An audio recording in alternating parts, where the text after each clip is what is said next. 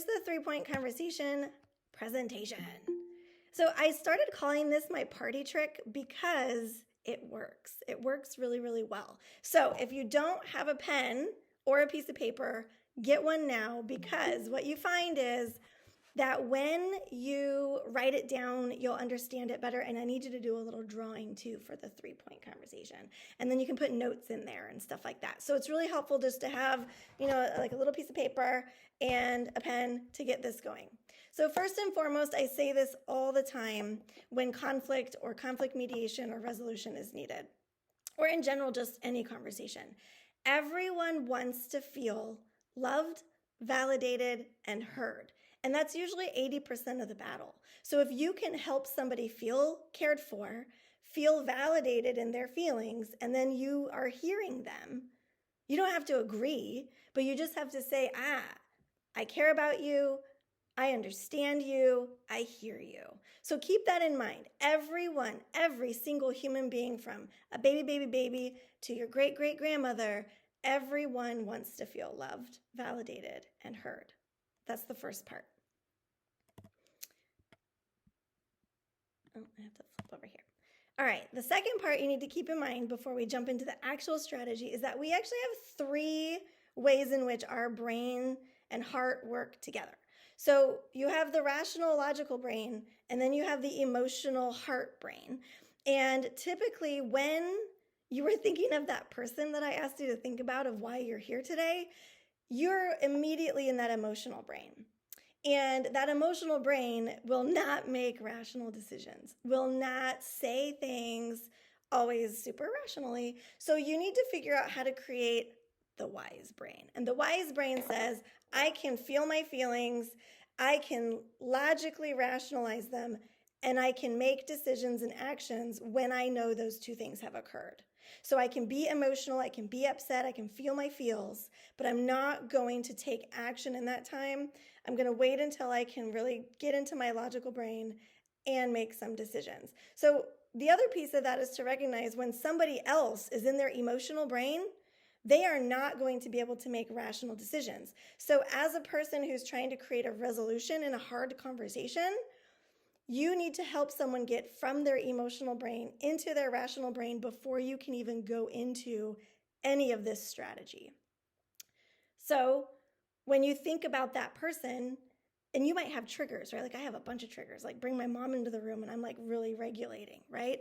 So like when you have these triggers, when you have these emotional responses, what I always say is you need to breathe in that discomfort and recognize where in your body you're holding it. Is it like wringing your hands? Is it that internal groan? Is it like the scrunched face and shoulders? Is it like the gotta go and run?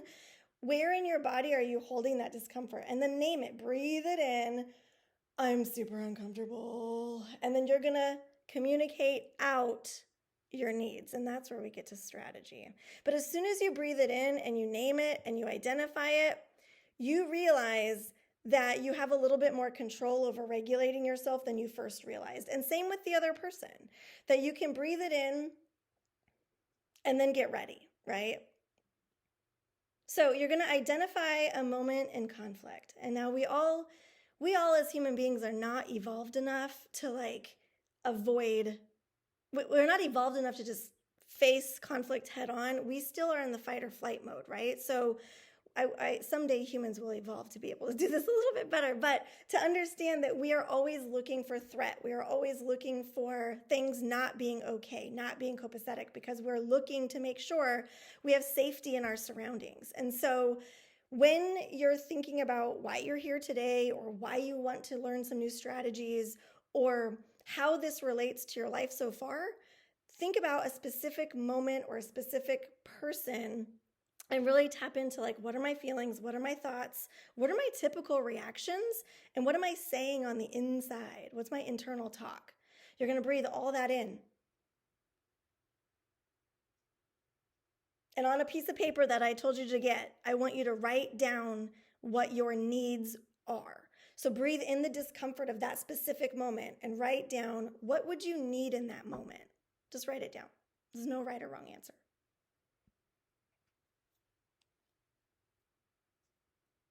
Any thoughts or questions, or what questions or thoughts might you have about this part so far? Is everybody with me?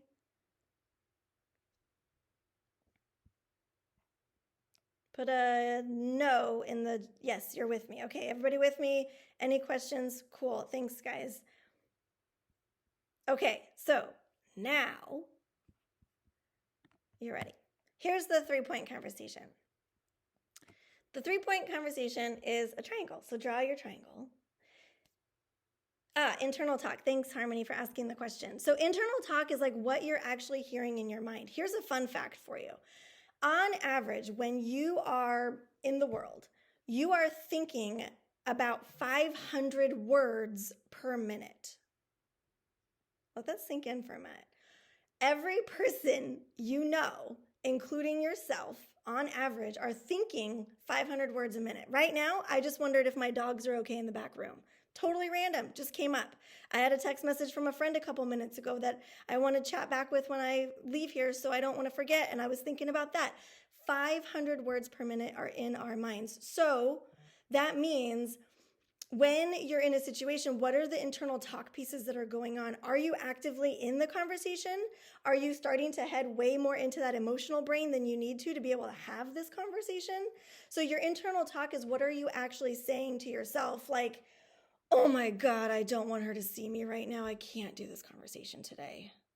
That's internal talk. Or, you know what? I freaking told him 10 times to do the dishes and the dishes are still in the sink. That's your internal talk. How is your internal talk? Is it positive? Is it negative? Is it angry? Is it hurt? Is it scared? So recognizing what you're inside your brain saying. So the 3-point conversation helps us get from that emotional space into our logical, rational resolution space, okay? So the first step is to not just identify what the problem is, but agree with the other person what the problem is. So on average, here's another fun fact for you. On average, if you expect something from somebody, you make an expectation. I expect you to show up at 9 a.m. every day. 80% of the time, you will be disappointed. But if you make an agreement, hey, we need someone here at 9 a.m. every day. Are you able to do that? Is that something that you're able to do? Tell me how you're going to do that. You are 8 times more likely to follow through on an agreement. So 80% likely to fail or disappoint in an expectation, but you're 8 times more likely to follow through in accountability on an agreement. So the first step is identifying what the problem is. And in that identification is, you might not even be having the same conversation, right? Like, have you ever done this where like you're arguing about the dishes, but she's arguing about how you don't care about her, or how you never take into consideration what her needs are? Like, we need to be having the same conversation. So the first step is to identify, what are we talking about? What is the problem that needs to be resolved? And then we have to agree on it. So think about the problem. Somebody want to throw one out that has an example? I can always use the late to work one, but it's a really simple one. Does anyone have a problem that's in your mind that you don't mind sharing? Either come off mute and share, or you can post it in the chat. Can you hear me? Yep. Hi, Trisha. Hi. I think a recent conflict I faced was me and a friend were sharing a room together, and it was about the AC. So I wanted it like on 70 degrees, and she wanted it on like 67, which is a little too cold. But yeah, I think that's the problem I had. Like, I just wasn't able to solve it, or it wasn't getting solved.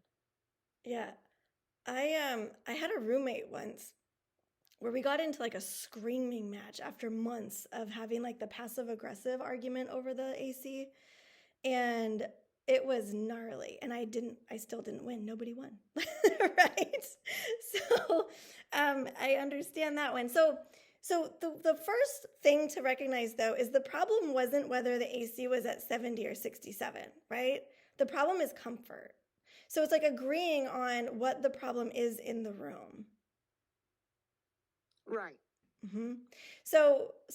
And then having you guys agree on it. Like, can we recognize I'm not comfortable? That is a problem. I'm not comfortable. Do you agree that's a problem? And like for my husband, he knows, like, I'll make it your problem if you don't agree. Just kidding. Just kidding. But right, but it's true. Like we get staunchly in our corners about what the problem is and then we can't have the same conversation. So if I go back to like the dishes example, I hate doing the dishes. And so when I ask somebody like my husband to do the dishes and he doesn't do them, I feel like it's a personal affront on like, you must not care about me because you know I hate doing them and I did all these other things. And we're not having the same conversation. So I'm going to give you a really quick example of how you run through this so we can just see it in action. So let's do the example of like showing up late to work. It's a problem, right? So the problem is we have to be at work at 9 a.m. and Jane isn't showing up on time. The next step for me is I have to collect evidence on the problem, right? So Trisha, for you, the evidence is going to be really specific. And for the dishes, it's really specific. The dishes are still in the sink. I asked you to do the dishes. The dishes are not done. For Jane, it's you are supposed to be here at 9 o'clock. I have looked at your time card over the last 20 days, and out of those 20 days, 16 of those days you have been late. Here's some evidence of impact. Here's some evidence that, when you were supposed to show up at 9 and a client was here at 9, that client had to wait 16 minutes before you arrived on Tuesday, June 11th. It's very specific. You want data points as much as you possibly can. Again, remember, we're moving from emotional space to logic space. So saying, well, I feel like you don't care about me when you don't do the dishes and you say you're going to do the dishes is not logical. It's emotional. So what I need to do is say the dishes are still in the sink. Last night you said you were going to do the dishes. The dishes are still there. End. Hard stop. Right? Evidence. And we have to be really careful on what we call evidence. Evidence is data. It's factual. It's proven. We're trying to get into our logical brain. The next step from there is to look at possible solutions. Now, possible solutions are tricky because you can't really get there yet until the person that you are chatting with first agrees on what the problem is. It is a problem that I haven't been here at 9. You're right. I'm seeing that now because of the evidence. You have to work in those two areas until you agree there is a problem. We agree on what the problem is, and here's some evidence that's just not negotiable. Once we agree that there's evidence to support the problem, then we can come to the table with possible solutions. For me, if I'm driving the conversation, I've already mapped this out on my piece of paper, right? Like I've already mapped it out. I've already identified what I think the problem is. I've identified all the pieces of evidence I need to gather so that I can also share them if I need to. And then I also make myself remember that I ask for evidence, right? There's a whole asking process in this, right? Then I can move over to solutions and say, Jane, now that we both understand that like that 9 o'clock time is so critical. And she'll say, well, Christine, I have to take my kid to the daycare and the daycare doesn't open until 9:30. So I've been dropping her off there early at 9:15 just so I could get here as quick as I can. Go back to being loved, validated, and heard. Jane, I know that sounds like a really tough problem. Like, I hear you. And I'm sure like in the morning, you must be really, really stressed out because you're already late.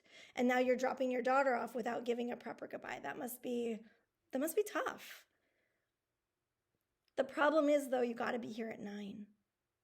And here's the evidence of why that's important. Well, Christine, we never said 9 o'clock. When you first started your job and you signed that job agreement, it was on there. If we need to talk about scheduling, we can talk about scheduling, but I need you to understand that 9 o'clock time is really important. Once Jane understands that 9 o'clock time is really important, agrees that the evidence is there, we can come up with possible solutions together. Meaning I'm open to her solutions as well. Maybe it's that maybe she can't change her daycare time. Maybe that's just a fact for her. She can't change her daycare time.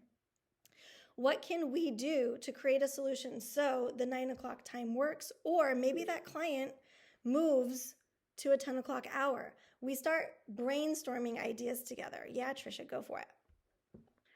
So my next question is, once we have our problem, our evidence, the solution doesn't go well, how do you manage the emotions of not, I guess, getting what you want or reaching a solution? I mean, you have to remember that when you're doing this 3 point conversation, it's on like really clear spaces, right? So, like, maybe what you find with your friend with the AC is that you're not going to come to an agreement on a solution, but maybe you can come to agreement on care, right? So you might come to agreement of like, all right, so if we put it at 67, then I get an extra blanket, or like we put it to 70 until 8 o'clock, and then maybe at um, you know, at that time we can move it down to 67 because I'm in the blankets, or like the other person has to be like, they're going to try to detract you. And that's the thing, is like, difficult conversations are difficult because people are going to just be oscillating between emotional and logical, and they're going to try to detract you from this. And that's where I implement the pause. How do you keep the other person from feeling attacked by all the evidence? Anju, you can't like lay it out on the table, right? And this is where that questioning comes into play. So let me see if I put it in here. No. So so I'm going to walk you through, and you're going to have a little bit of practice time because I want you to think about this, right? When you're in a 3 point conversation, it's specifically to come to a resolution, a solution. So we have to go back into what the problem is if we feel like it's not going well. So asking questions, Anju, is the key to not feeling attacked by evidence. So, hey Jane, I wanted to talk to you for a few minutes about showing up at the 9 o'clock hour that we agreed to back in September. Do you have time at 12 o'clock to chat today? You're not blindsiding anybody, right? You're offering the invitation in. Now, obviously, there's a bazillion more strategies we can go into if that doesn't go well, and maybe I'll do that in my next one. but what you're trying to do is get the person to come to the table, sit down, and say, hey, I've noticed that you haven't been showing up to work on time. Pause. Give them time to either affirm or deny. I've been here. Okay, well, here's the thing. I pulled the time cards from the last 20 days, and I've noticed that out of the 20, 16 of those you've been late. Pause. They have to own and be accountable for their actions, right? So similar to like my husband not doing the dishes. Hey, Josh, I noticed that the dishes are still in the sink from last night. Pause. I thought you had said you were going to do those last night. Yeah, but my favorite show was on, and then the dogs, and okay, well, here's the deal though, the dishes are still in the sink. Well, I don't want to do them right now, Christine. You always tell me when you want them done. I'll do them when I can. Right. So when the dishes are in the sink, I have a really hard time making coffee, prepping lunch. Well, I'll get to them. Okay. Right. So you said you were going to do the dishes last night, and they're still there, and now I'm not able to do certain things, and they're waiting. So you just go back and forth until the person diffuses, right? So you're asking them to diffuse. You're not asking them to get to solution right away, because you can't get to solutions until the person comes out of that emotional space and into the rational, logical space. So that pause and asking questions is really important. Hey, Jane, yesterday, did you come into work on time? Well, I was, just a few minutes late. How many minutes? So you can also ask the other person to provide evidence. It helps build that accountability. And you're trying to make agreements. Hey, Josh, do you agree that the dishes in the sink are a problem for me now? Right?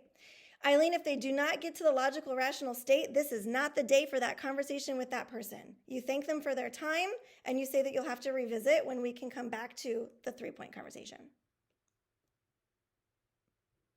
I've shut conversations down with employees before when it's like so heightened that I can't bring them back around, right? I can't get them into that logical space. And I'll say, you know, Erica, I've really appreciated your time today. And I know this is a really big deal. I know this is tough. Right?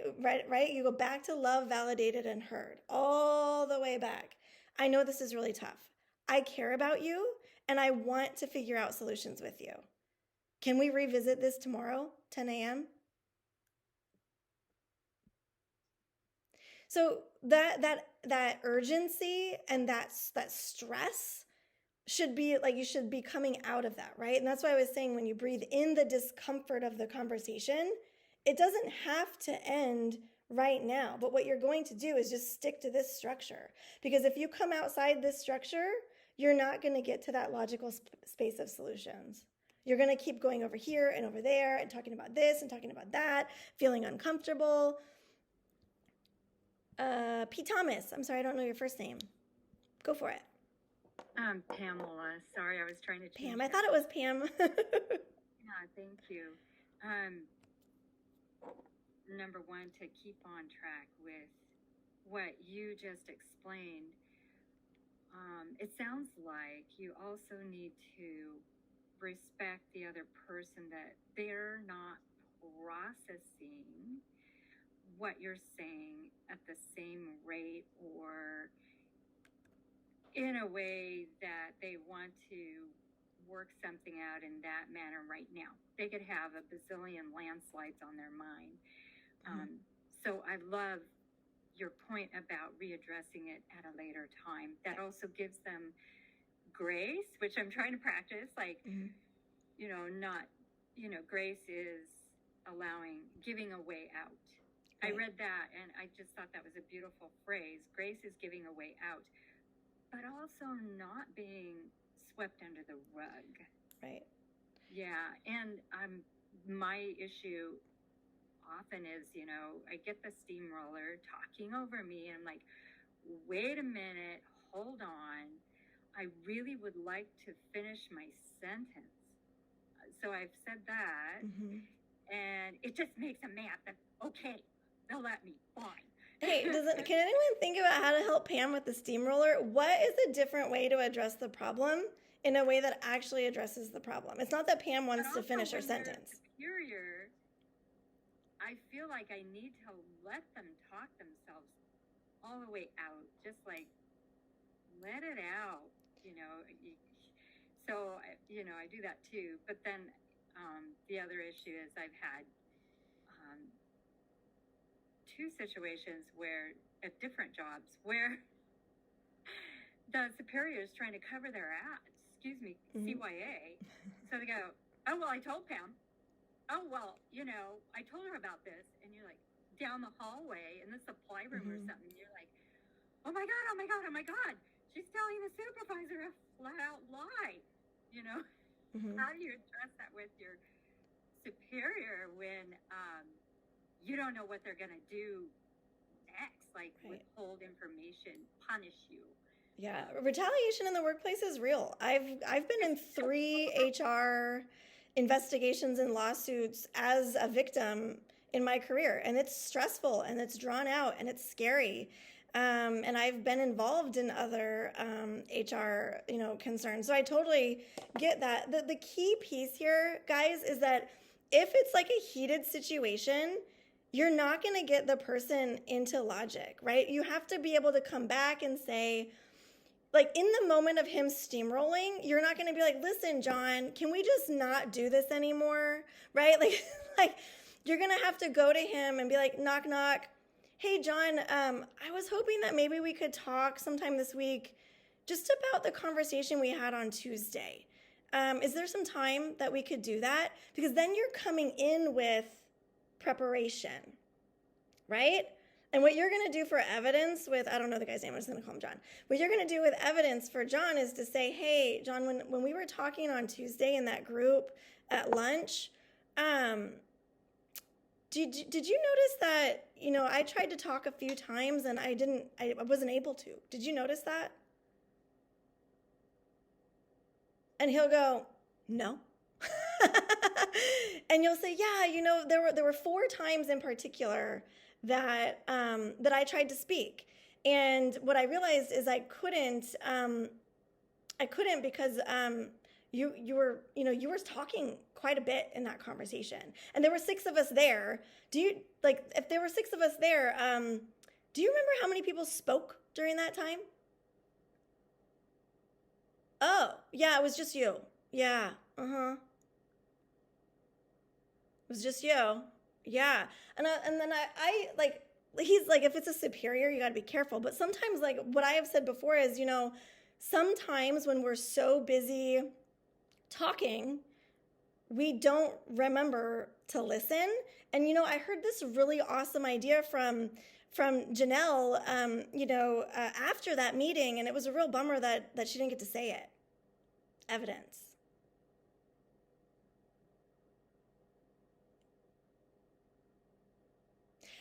The process is this, right? So what you're doing is you're gonna, and I do this a lot. Like if I'm gonna have like the conversation with my boss, and I've ran circles around a boss at WGU for years because he was just so frustrating.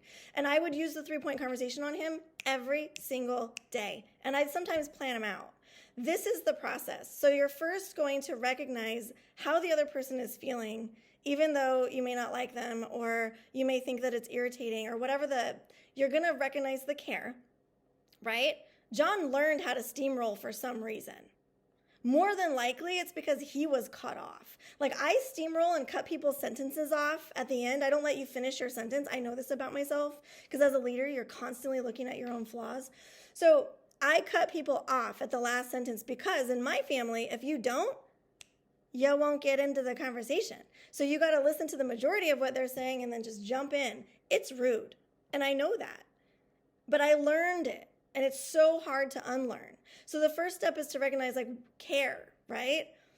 Then I list out I list out my problem. My problem is John's a steamroller. But that's not John's problem. That's mine, right? So how can we identify what the problem is together? To me, the problem is John's not getting the opportunity to actually hear from his colleagues and his subordinates. That's a real bummer. He's so busy talking, he's not listening. If we can agree that that happened in that conversation through some pieces of evidence from a specific conversation in a diffused situation, right? It's not in the moment.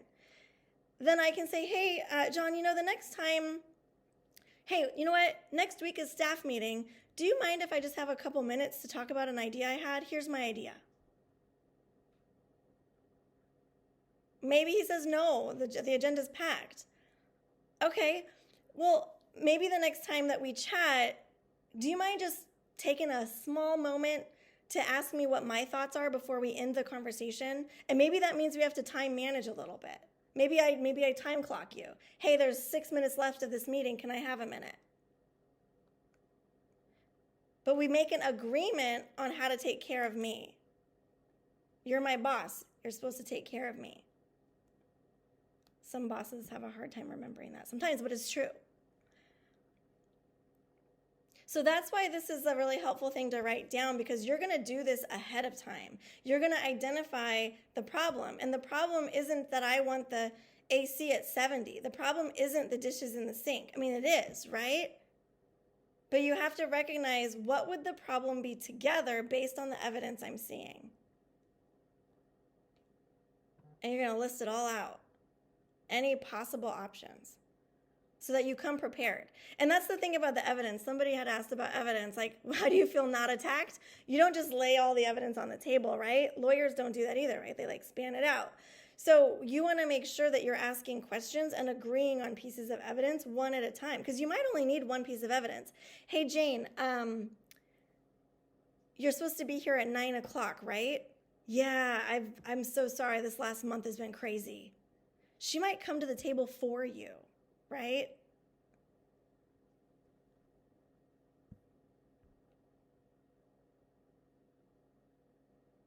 What do you guys think? There it is.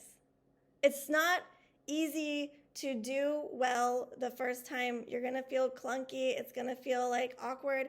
And look, I use this all the time and I still mess it up. I still get into my emotional space and get angry or upset or hurt or avoid or whatever. But this gives you some like grounding space to recognize, like, one, if we're not having a 3-point conversation, we probably won't come to a solution, right? It's just not going to happen. And two, I gave this advice to somebody a couple of days ago. If you can breathe in the discomfort and communicate out your needs in this way, then you know it's not an emergency. It's not life or death. Like this, like I was talking to someone the other day. I was like, listen, like you work in a position where sometimes things are an emergency because of safety. And so if it is an emergency because of safety, we're not negotiating shit, right? Excuse me. We're not negotiating anything. It's safety, right? It's protocol, processes, procedures. That's why we have those. If it's not a safety issue, it's not an emergency. Okay? And like that's so hard for our bodies to recognize. That's why you got to breathe in the discomfort and recognize this is not an emergency and we don't have to fix it in the first 3-point conversation.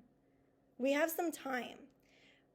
Coaching on average to change behaviors, like in behavioral science, like to work on behavior change towards positivity in the workplace, typically takes 8 to 16 weeks for any kind of good change to stick. That's like basics on behavior. So like with John, you might go, hey, John, we've come up to a solution. I get to talk in the staff meeting next week for 2 whole minutes. Thanks. And then he totally spaces on giving you those 2 minutes. You're going to go straight back into that emotional space of John doesn't give a rat's butt about me.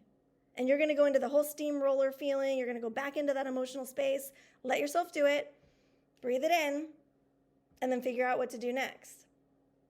Right? Trisha, that's an understatement of the year. Conflict is hard. It's so hard. But, one of the things that I've done over the last 10 years is I always say I'm the one that will run into the burning building when everybody else is running out. Toxicity is my jam, and it's because I care. I care so much that I try to go into really toxic environments and help people do better. Specifically leaders, right? Help them do better because we have a responsibility to do better and create the space for you to want to come to work every day. Similarly, like if you sit in your car for 10 minutes listening to your favorite song because you're just dreading going upstairs and into your house or whatever it is, it means that you're avoiding it because you're just feeling that fight or flight, right? Like conflict it's everywhere. And what we end up doing is we start avoiding it so much that we start building like barriers between people we actually really, really care about and that we really love and that we could have good relationships with, right? It gets so awkward because we still haven't come to solution that now we're just putting up barriers for protection. We're like doing these internal family systems of like protect that just don't serve us. And so that's the other piece for me is I'm really passionate about helping people not do that. Don't break a relationship because you can't come to an agreement over an AC setting. We can figure it out, and like we can figure it out with kindness and care, and without being sacrificed in the process.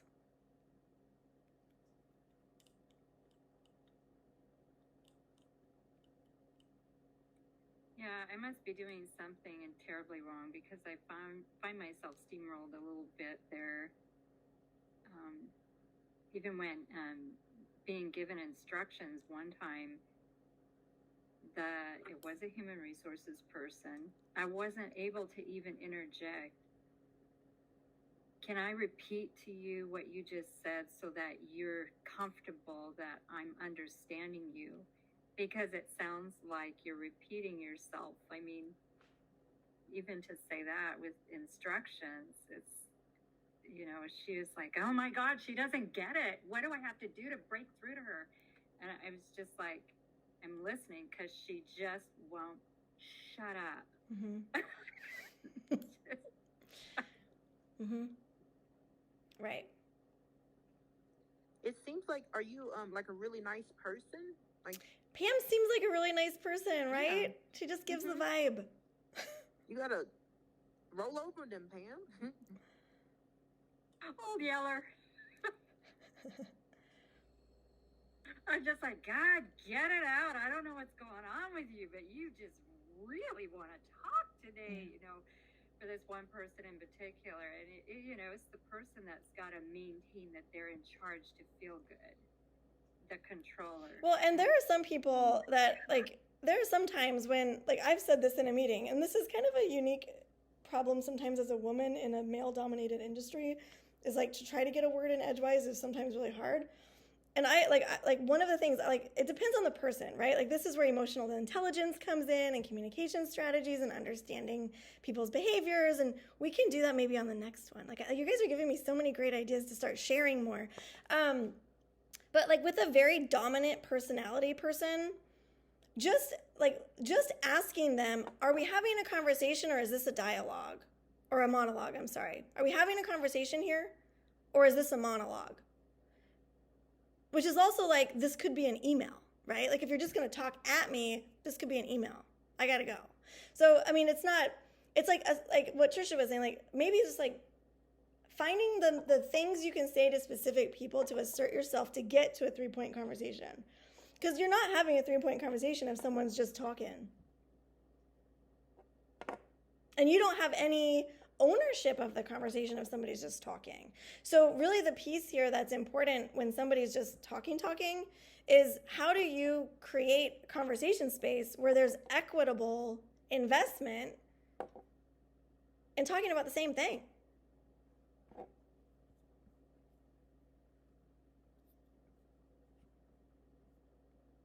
I have used that. Oh, I just had a question. Are we talking about something else now?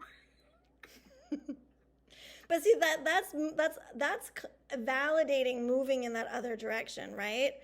We got to always stick to what we're supposed to be talking about. Right? And that's the key of the 3-point conversation, is you can distract yourself too, to your point, Pam. Oh, we're talking about the weather now? Conversation's over. I will, bring it round robin and say, because I didn't have a question about that. Yeah. Well, I know we have about 15 minutes. Is there anyone that, I mean, I'm not a role player, so I was like, oh man, we could do breakout sessions and try to do role play, but I'm like, I don't know if we want to do that. But what would be kind of cool is if a few of you want to try to use this in a specific situation, then we can also like learn and give some feedback too, if there's any of that. So is there any brave souls that might want to like jump up and be like Steamroller Joe or Problem Child Jane or any of the mean husband who doesn't care about his wife and never does the dishes, or like anybody want to jump in and like with your conflict, maybe we can try it out? Oh, I can be Jane. I had lots of practice with the roommates being Jane. When I was in college, I know exactly the dialogue. Yeah. Does anyone want to try to do the 3-point conversation? So Pam is going to be our what is it called? The antagonizer, if you will. And so we need someone who can be a resolutionist, someone who can be the problem solver with the 3-point.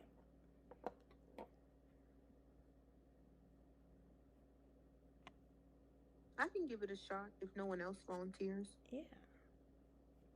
We might have enough time for more than one round. So yeah, if anybody else wants to go, we can do round 2. All right, Trisha, let's do it. Okay. So, do I come up with this situation, or does Pam? You do, because you're the one that's going to run us through this 3-point conversation. So you're going to go up to Pam. Pam's name is now Jane, but you can call her Pam. It's fine, whatever one. Right. You're going to go up to Pam and explain that there's a problem. Hi, Pam. I noticed that in our kitchen, you are moving my paper towels around. Do you mind? Yeah. Yeah. We keep things separated? Yeah. Just a sec. Yeah. Okay. Paper towels. Yes. What? So I purchased my own paper towels just so we won't be touching each other's items. Oh, cool. You bought those? That is so nice of you. Yes, I want to reiterate that I purchased those for me. If you can keep your hands off of my personal why'd items. You put them in the kitchen if you don't want anybody to use them? I mean, anything in the kitchen is for everybody, Trisha. Everybody knows that. I'm not the only one using. What I don't want your paper towels. Okay. Are you done, Pam? Well, no, I mean, I don't know why you're telling me this. When have I used? Tell me when you saw me use your paper towels. Trisha. Okay, just like I Precious stated paper earlier, towels. Pam, Can I I'm give gonna you have to cut mine? you off right Hold. now. Trisha, is this escalating or de-escalating? I don't know. It's escalating. I'm getting angry. Right? So then it's no longer a 3-point conversation because you're in that emotional space. You're right. Yeah. You got to come back to the problem, right? So, like, Okay. once it escalates to that point, like, your emotional state's not going to let you help de escalate her into your space. Does that make Right. sense? Yeah, it does. It's so I'm easy sorry, to get Trisha. distracted, you guys. It's so easy. Pam, you're just amazing at this jerk face It's office really lady. easy to get distracted, and I'm so sorry, Trisha, because I worked with jerks. Yes. Okay. So Right Trisha, in when front you of when you state the problem, remember evidence, right? So like she's distracted, she doesn't care about talking to you. So remember, like she's like, what paper towels? So you're gonna make sure that she gives you the space. So you got to invite her into the problem. Hey Pam, do you have a few minutes to talk? Because I noticed that there's some paper towels in the break room that keep getting moved. You're inviting her in because if she's not ready to come in, you're not having the same conversation. Does that make sense? Or could Trisha be a little more blunt and say, Pam, hey, how's it going? Do you got a couple minutes? Did you use my paper towels the other day? Mm-hmm. Because I don't care if her paper towels were moved. That's a great Oh my point, right? gosh, Is like, I what is would the say. problem? Is the problem that they were used or they moved or whatever? Like, I mean, See, and that's the issue I run into. It's like I clarify, hey, I noticed my paper towels were moved earlier on in the conversation. So the issue is that they were moved. but They're she's not not in the place agreeing that that that's I an agreed issue. to. That's the initial problem, is that she doesn't agree that moving the paper towels is a problem. So you went straight to evidence before you got her to agree there's a problem. Oh, I Oh, see. that Okay. teaches me too. That Okay. really helps me a lot. Don't go to I'm evidence until you make that communicating. agreement. Because, Trisha, I'm so hard on you, and please, dear, it's mostly because I have worked with some real pieces of iron steel there, and I'm just like, So do you see that's why the 3-point conversation is so effective? Because you can't move to the next step until the first one is accomplished. So you might not get off of the problem today, but don't move to evidence until she agrees that you are on the same problem together. Does Pam care that you don't want your paper towels moved? Probably not. So how do we get Pam to care? Like, how does she know it's a problem? Right? And she might not. Like, she might go, I don't really care if your paper towels are moved or not. I think a sane person would know it's a problem if it's being brought up. Oh, but you're talking from the logical brain now, Trisha. Eileen, your hand is raised. You can't talk logic when you're in emotions. Pam doesn't give a shit. That's her emotions. Well, it's funny, I'm thinking about more recently the difficult conversations I've had, and it's funny, like you read about this stuff, but it's very different when I'm enjoying this session very much. So thank you. It's low risk today, right? So the whole, that somebody has to agree to a problem, and I was just thinking, like, well, how, if they don't agree. So the scenario I had was a staff person who just constantly making mistakes, constantly, and going through, sitting down, doing one-on-ones, multiple, writing out steps for them, going to multiple trainings, having them train with other people, just trying to cover every possible learning style, the visual, like I had a chart, I had a checklist, I had step by step, walking them through. And the times that I sat down with him to discuss the problem, the ongoing problem, he would, and I'm thinking about it, he would never acknowledge that it was a problem. Other than he would just complain about how difficult it was to learn everything, and it takes a long time to learn all this stuff, and kind of he shouldn't be expected to know it. And so then I would I feel like I'd have to go into the evidence. Oh, and he didn't get proper training, and no one told him, and say, well, okay, that's not actually correct, because we sat down here, we sat down at this point, reviewed it here, sat down with this person, you attended this training, I created a checklist, and I was like, at that point, when you have somebody who won't and there are some people that are so pro at like not taking accountability, right? I always say I can coach you in or I can coach you out. I don't fire people. I can coach you in or I can coach you out. It's totally up to you, right? And what happens a lot of times is we think we're having the same conversation and we're not. Because Eileen, for you, the conversation is you're not efficient, you're not effective, and you're not accountable. And for him, it's you guys didn't give me what I needed to do a good job. So I'm going to keep throwing 1,000 things out there that you didn't do, so you keep doing them, so I'm not accountable. You're not having the same conversation. That's like the key piece of this is like, are we having the same conversation? Can we agree that we're like, this is the problem? And sometimes, Eileen, to your point, it takes you a little bit of time to recognize like how to have the same conversation. Because I've been in the same boat where I have spent 6 months retraining somebody who said they didn't get the training and they're still not doing their job. And eventually, that person to this day, by the way, her name is Erica. That person to this day thanks me for coaching her out. She was not in the right job. She finally trusted me enough to be honest with me about her lack of accountability, and we were able to coach her into a new position that she loves, and she's doing great. So it doesn't have to be conflict, right? We have to agree on the problem. And then, like, if we can't get there, then we can't move down the line. Right? Like, go ahead, sorry. How do you bring up the problem?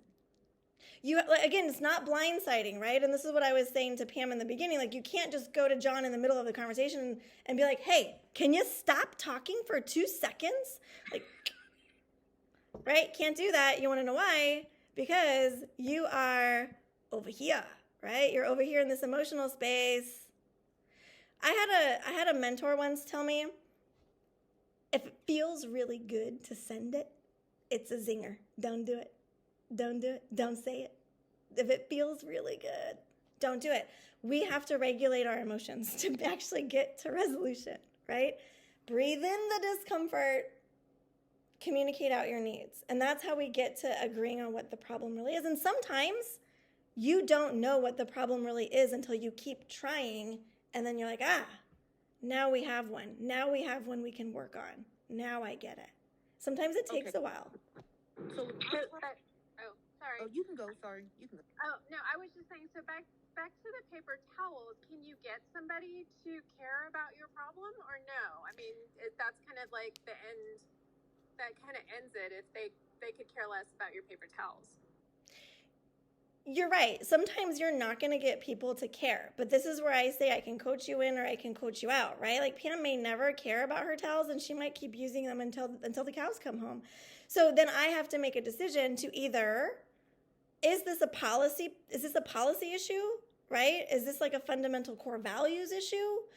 Or is this something that I'm going to have to resolve on my own because it's low risk or low issue? Right? Like there's a respect line. And if your office like supports positive, healthy culture, Pam's behavior is not acceptable. But if your office culture doesn't really care, I agree. Huh? Sorry, it's been done to me and I agree with you. So, but if your office culture doesn't care, and that's kind of like the toxic behaviors that are okay, I might have to actually like go into like that internal family system space and say, how do I protect myself? Because this isn't healthy. And that's the point, right? Like When you cannot have a 3-point conversation, it is not a rational or wise conversation. As adults, we cannot make decisions in that emotional space. We shouldn't, anyways. And if you can't get out of that, then that's not a conversation you can have. And you can't really force anybody into doing anything. I think we're all at an age now where we figured that out the hard way, right? But like the 3-point conversation is not for toxicity. It's to try to get out of emotional spaces and get into resolution, right? May I ask, so once that paper towel issue has been brought up, Trisha realizes this conversation is going nowhere right now. As time goes past and that person or I am in a more approachable demeanor, she might say, "Hey, Pam, do you remember when I tried to talk to you last week about, did you," and then back to the steamroller. I was steamrolling her. Mm-hmm. I was doing that. Do you remember if you let me explain to you what was going on? And I'll say, and then that catches my attention because I don't know what she's talking about because I wasn't listening. Mm-hmm. And I was steamrolling her. Christina, do you think that could be a plausible readdressing? Yeah, I always talk about parameters for success. So and opportunities for repair. So when we try to have these 3-point conversations, sometimes we don't have control over the other person's emotions. All we can do is keep inviting them into rational, logical conversation, and they may not. And so that's when you have to set up those parameters for success and opportunities for repair, right? When Trisha was trying to talk to you, it escalated really quickly because both of your emotions started dictating the conversation, and we were no longer having a 3-point conversation. So those, it hurt Trisha's feelings to be steamrolled. She can come to Pam and say, "Hey, Pam, last week when I was trying to tell you about something I cared about, I just didn't feel like you cared." And that's a whole new 3-point conversation, but it's giving an opportunity for repair. Now, if Pam, I know you're not, but if Pam's like a total bitch, she'll not, I've worked with people that don't give a crap about your feelings. And that's like a real eye-opener, right? So then you create parameters for success. Pam's not going to respect you. She's not going to care about you. So how do I create parameters for success? And you have to make those decisions, right? And there's a whole, I'm going to write that one down too. I can talk about parameters for success. It's a great one. The opportunities for repair is important. And I've coached a lot of people in creating opportunities for repair when they were ready to just write people off. And I come from a background where when somebody egregiously offends you or breaks your core values, or my core values are integrity, trust, and sense of belonging. So if you mess with those, you're dead to me, right? So knowing that about myself, I'm now the person that will coach people into being don't write her off. Let's look for some parameters for success and some opportunities to repair. And it works both ways. Meaning if I make a mistake, I have to come to you and offer an opportunity to repair. But I can also come to you and ask for an opportunity for repair.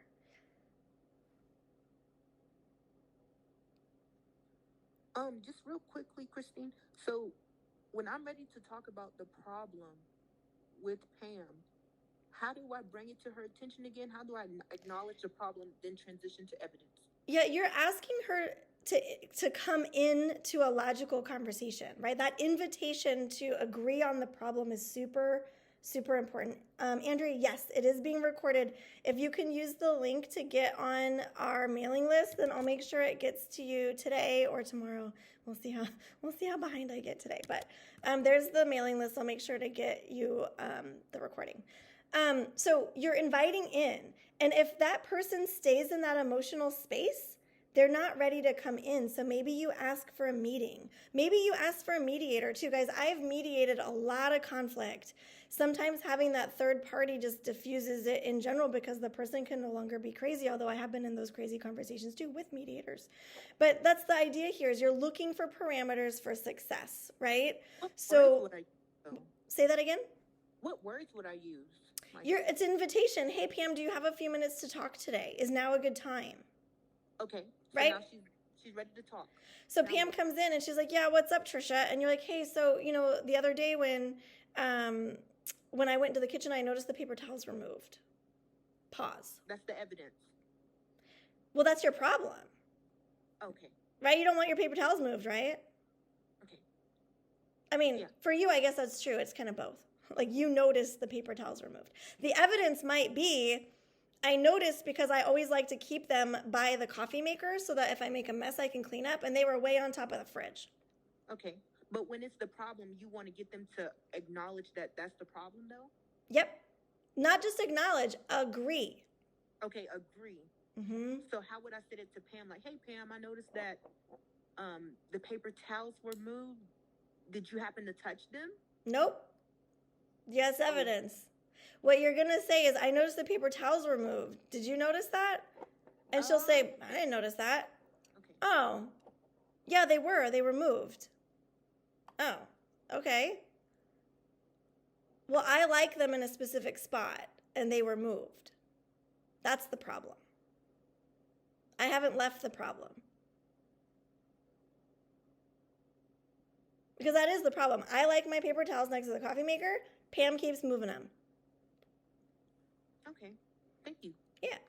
It's tricky. You got to just keep practicing. Because what happens is, like you said, Trisha, I could go off and be like, Pam's a jerk. I could go off and be like, Pam doesn't care. There's so many places we could go with it. Or I could start moving straight into evidence, and now Pam feels attacked, right? So the first step is that agreement. Remember, 80% of expectations are disappointments. So if you expect Pam to stop moving those paper towels, you're going to be highly, highly disappointed. But if you can get Pam to agree that moving those paper towels is a problem, 8 times more likely Pam is going to make sure to come up with a solution with you. So Trisha could say something like, did you notice that they were moved? Mm-hmm. And maybe I am aware of that because I know I did it. Mm-hmm. And then I could speak because you said, let's pause and let them. Mm-hmm. Yeah, I moved them. I don't know. I could have moved them. Maybe I put them on top of the fridge. And then Trisha can go into detail about that problem for her Mm-hmm. to educate me. Right. Or maybe she has a friend that's in a wheelchair and can't reach them. Right. There's reasons why we think these are problems that we need the other person to agree before evidence even matters.